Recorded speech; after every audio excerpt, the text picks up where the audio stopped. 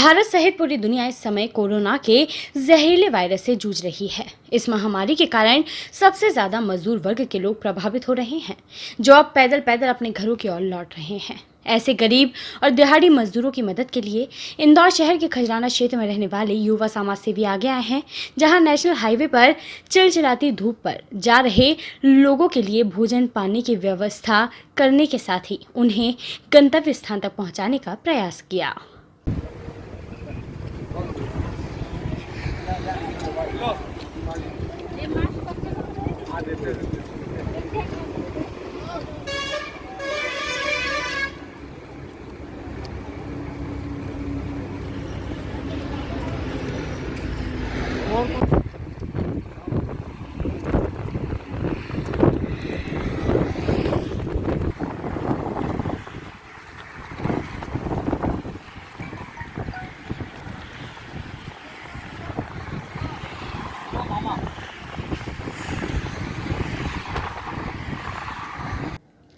युवा समाज सेवियों शाहरुख पटेल, बादशाह, जावेद पटेल, युवा समाज सेवी इरशाद शेख, अमन पटेल का मानना है कि रमज़ान माह के पाक महीने में गरीब और ज़रूरतमंदों की मदद करने से बड़ी कोई इबादत नहीं होती। जी, अभी देश में बहुत ही बड़ी महामारी बीमारी चल रही है, कोरोना वायरस, और उसको देखते हुए हम लगातार जब से शुरू हुआ है ये वायरस और लॉकडाउन हुआ, जब से हम गरीबों की मदद कर रहे हैं लगातार। लेकिन हमने देखा है कि बाईपास पे कुछ लोग बहुत परेशान हो रहे हैं, उन्हें खाने को नहीं मिल रहा है और कई लोगों के पास पैसे भी नहीं है कि वो पैदल पैदल चल रहे हैं। कई की चप्पलें टूट गई है, कई का क्या नुकसान हो गया। तो हमने वो सोचकर, कई के पास मास्क नहीं है और ये बीमारी फैलने वाली बीमारी है जिससे कि आम लोगों का नुकसान है, इसलिए हमने ये सोचा है कि हम यहाँ पे बाईपास पे आज आए हैं और आज हमने यहाँ पे मास्क का वितरण किया है और छोटे बच्चों को बिस्किट बांटे हैं, कई को पैसे बांटे हैं और हम लगातार इसी सेवा के भाव से हम लगे हुए हैं। हमारे यहाँ शुरू से ही ऐसा है कि हम कोई भी हमारे घर से कोई खाली